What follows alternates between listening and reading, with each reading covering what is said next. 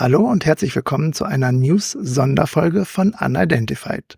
Ich bin Thorsten, euer Host in diesem Podcast. Heute ist der 25. September und ich wollte heute eigentlich die kommende Fallfolge für den 29. September, also kommenden Sonntag, aufnehmen. Gestern am späten Abend kamen jedoch so interessante News, dass ich gestern schon überlegt habe, diese News in die kommende Folge mit einzubauen und sie vor dem Fall zu erzählen. Aber im Laufe dieses Tages, also heute, gab es dann noch ein paar weitere News zu dem Thema und ich wollte weder die kommende Fallfolge unendlich lang machen, noch wollte ich darauf verzichten, euch irgendwie Hintergrundinfos zu geben.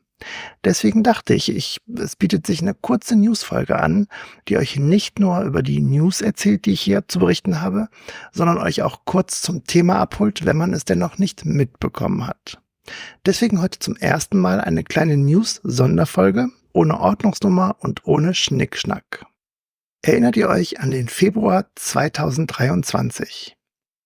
In den Nachrichten wurde zuerst von einem Objekt gesprochen, das in den amerikanischen Luftraum eingedrungen ist. Später stellte sich das Ganze als Spionageballon der Chinesen heraus, der schlussendlich durch das US-Militär abgeschossen wurde. In den folgenden Tagen wurde dann aber insgesamt 3-mal davon berichtet, dass weitere Objekte in den US-amerikanischen und in den kanadischen Luftraum eingedrungen seien. In Absprache mit Joe Biden entschied man damals, diese unbekannten und vor allem nicht zu identifizierenden Objekte abzuschießen. Von dem Ballonabschuss gab es schlussendlich sogar sehr klare Videos, von den anderen Objekten hat man nie wieder etwas gehört. Bis gestern. Mir und vielen anderen kam das damals schon extrem komisch vor, zumal auch die Beschreibungen der Objekte und deren Flugeigenschaften nichts mit einem Ballon zu tun hatten. Bevor ich euch jetzt die aktuellen Entwicklungen erzähle, die es seit gestern zu diesem Fall gibt, hole ich euch nochmal kurz dazu ab, wie der zeitliche Ablauf damals war und was zu diesen Objekten berichtet wurde. Am 28. Januar 2023 tritt ein großer chinesischer Ballon in den US-Luftraum ein. Der Ballon wird als riesiger weißer Ballon beschrieben, der langsam über die USA schwebt. Ein leitender Militärbeamter erklärt damals, dass die Unterkonstruktion des Ballons die Größe von ungefähr 3 Bussen hat und entsprechendes Aufklärungsgerät mit sich trägt. Spionage-Equipment eben. Am 30. Januar überquert der Ballon die Northwest Territories in Kanada und dringt am 31. Januar über Idaho in den US-Luftraum ein.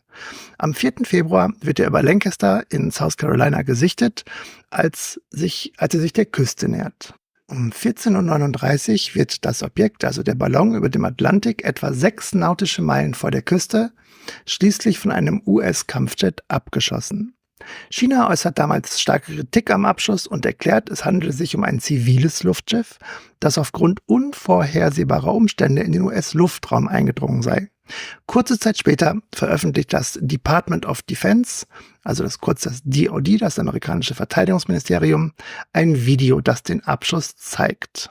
Am 9. Februar 2023 wird ein weiteres unidentifiziertes Objekt über Alaska gesichtet. Der Sprecher des Weißen Hauses, John Kirby, bestätigt die Sichtung und beschreibt das Objekt als klein und zylindrisch. Laut Pentagon fliegt es in nordöstlicher Richtung und wird als silbergrau beschrieben.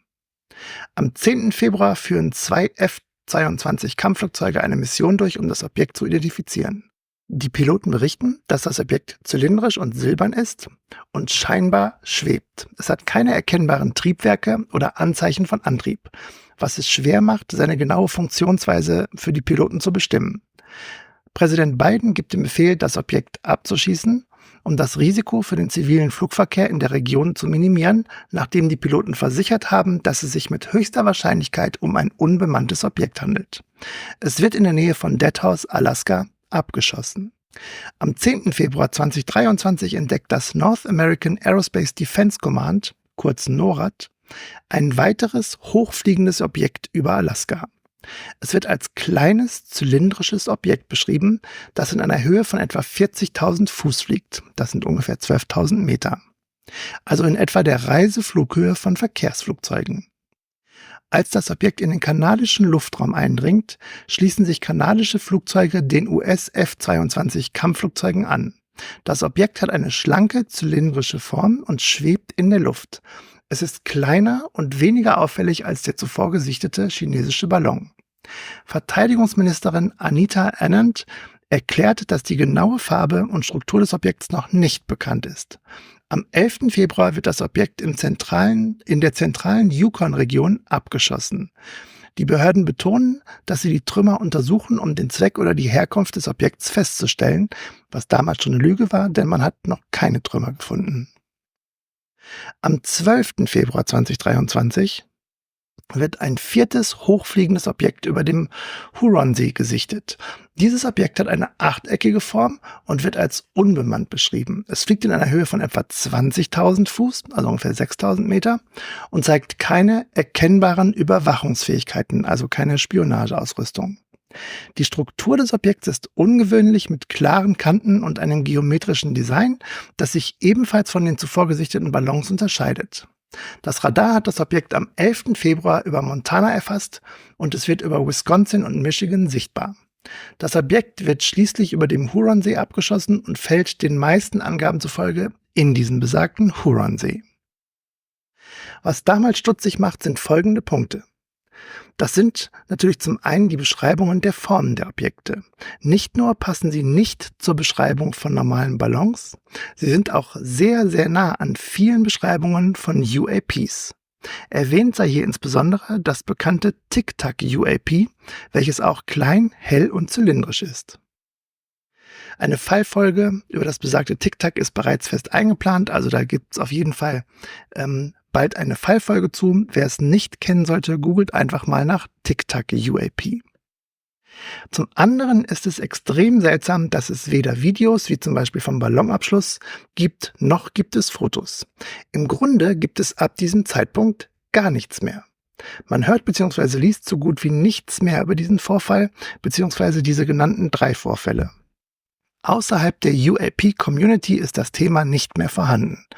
So, wenn man halt ganz viele Bookmarks hat und auf einschlägigen Seiten unterwegs ist, da wurde schon immer gefordert, dass es da Infos zu gibt, aber in der quasi Hauptpresse war nichts mehr davon zu lesen. Natürlich wird auch nie etwas von diesen Trümmern berichtet. Das heißt, man suche nach diesen Trümmern, bergiges Gelände, Gletscher, in See gefallen, zu schwer zu bergen, bla bla bla bla. Mir kam das damals alles schon extrem komisch vor. Der Ballonabschuss wird bis ins Detail inklusive Video ausgeschlachtet. Von allem anderen hört man absolut nichts mehr. Bis gestern. Gestern Abend sitze ich so, scroll auf meinem Handy rum und habe in meinem Instagram-Feed das erste Foto davon gesehen. Jetzt könnt ihr euch vorstellen, wenn ihr so einen UAP-UFO-Podcast habt und da so ein paar Seiten abonniert habt, da ist mein Instagram-Feed mit zig vermeintlichen echten UAPs und UFOs voll. Also jeder zweite Post ist irgendwie jemand, der ein UFO gesehen, gefilmt, fotografiert hat. Also habe ich diesem Bild erstmal nicht viel Bedeutung beigemessen. Heute früh dann zum Kaffee wieder durch meinen Feed gescrollt und dieser Feed war regelrecht von diesem einen Foto von gestern Abend überschwemmt. Und da habe ich mir dieses ganze Thema mal ein bisschen genauer angesehen. Turns out, es wurde also ein Foto des über Yukon, Kanada abgeschossenen Objekts veröffentlicht. Wartet, bis ich euch gleich sage, welche Qualität das Foto hat. Die ist lustig. Dazu sind offenbar einige Informationen zusätzlich an die Öffentlichkeit gelangt. Ich habe da mehrere Artikel jetzt zugelesen und einen davon möchte ich euch mal hier übersetzt und leicht gekürzt vorstellen.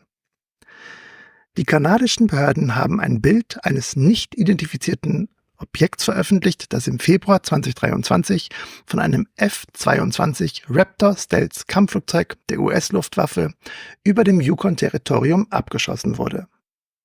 Dies ist das erste Bild von einem der 3 noch nicht identifizierten Objekte, die in jenem Monat über den USA und Kanada abgeschossen wurden, wobei Details zu diesen Vorfällen weiterhin spärlich sind. Die neue Enthüllung wirft weitere Fragen zu diesen Vorfällen auf, da das Bild offenbar innerhalb von Tagen nach dem Abschuss freigegeben wurde, also vor einem Jahr, jedoch erst jetzt veröffentlicht wurde. UAP-23, so nennen die dieses Objekt, wurde am 11. Februar 2023 über dem Yukon-Gebiet abgeschossen. Dies geschah 2 Tage, nachdem ein anderes, nicht identifiziertes Objekt, bekannt als UAP-20, im US-Luftraum vor der Nordküste Alaskas abgeschossen worden war.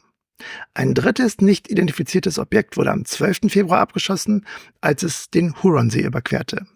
Dies alles folgt auf die tagelange Überwachung eines chinesischen Spionageballons, der durch US- und kanadische Behörden zuvor beschossen wurde und man ihn schließlich am 4. Februar über dem Atlantik zerstörte.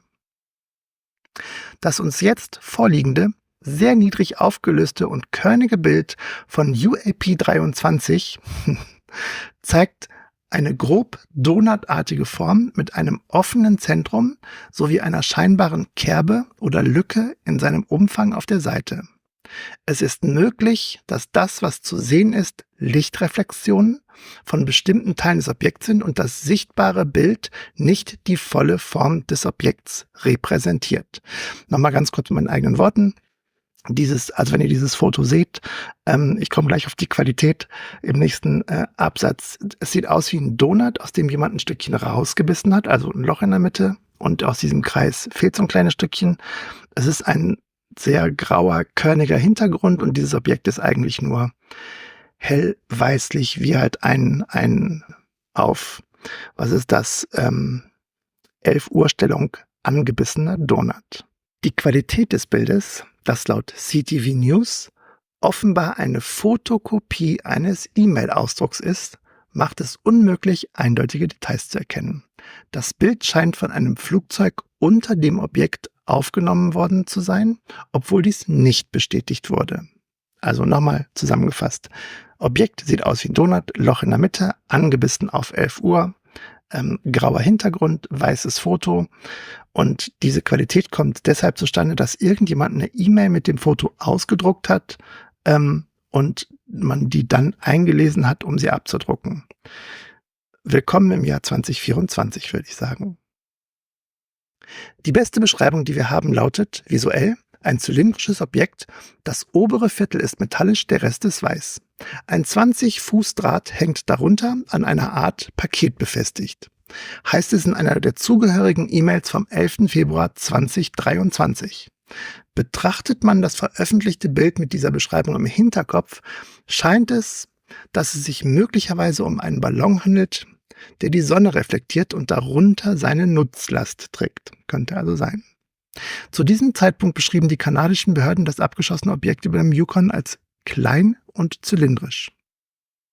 Es ist unbekannt, ob UAP-23 eine bewaffnete Bedrohung darstellt oder über nachrichtendienstliche Fähigkeiten verfügt, heißt es in einem Memo, das am 15. Februar 2023 an den kanadischen Premierminister Justin Trudeau übermittelt wurde.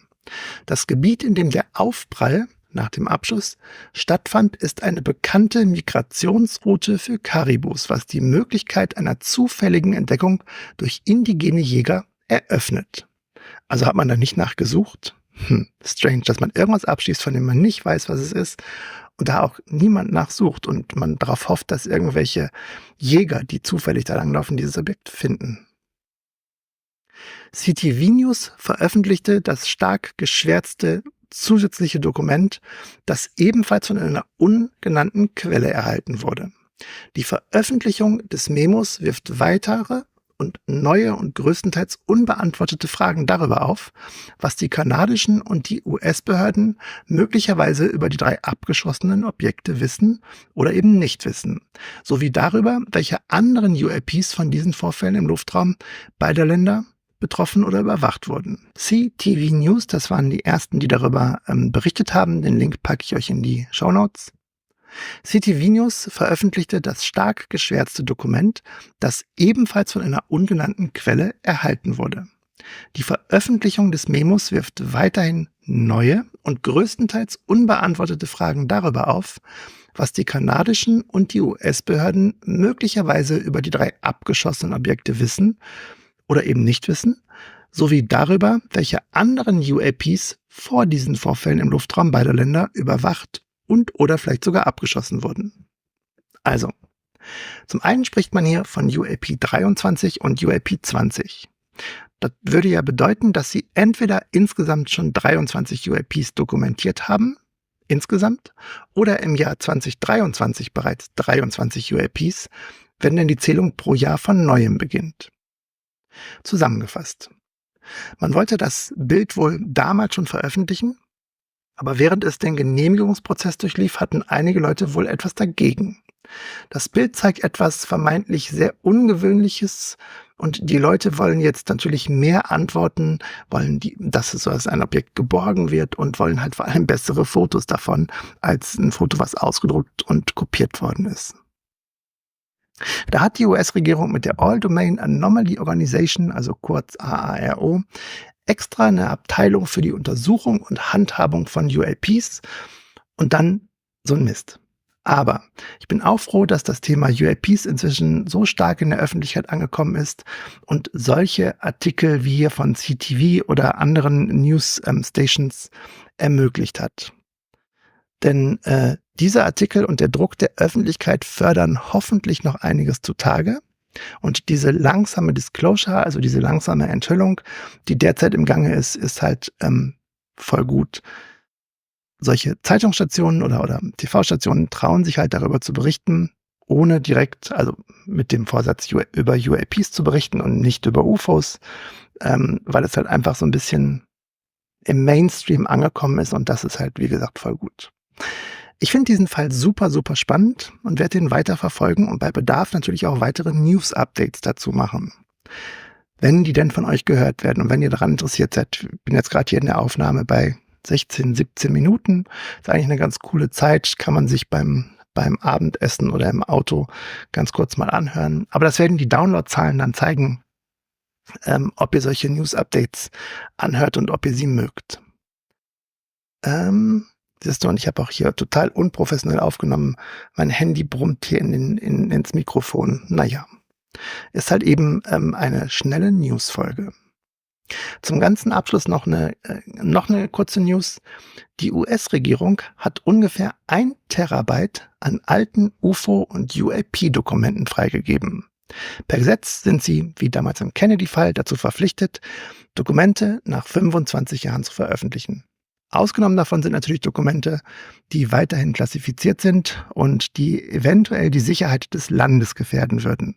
1 Terabyte entspricht dabei in etwa einer halben Million DIN A4-Seiten. Nur mal, damit ihr das mal so vor Augen habt. Ich packe euch alle Links in die Shownotes. Also einmal hier den Link zu den ganzen News-Seiten, leider Gottes meist englischsprachige, zu diesem Yukon UAP, über das ich gerade gesprochen habe, und zu den freigenommenen US-Dokumenten kommt alles in die Shownotes. Das war ein ganz, ganz kurzer News-Podcast zum Thema, das mich sehr interessiert. Ich sag bis bald. Tschüss. Sonntag kommt die neue Fallfolge.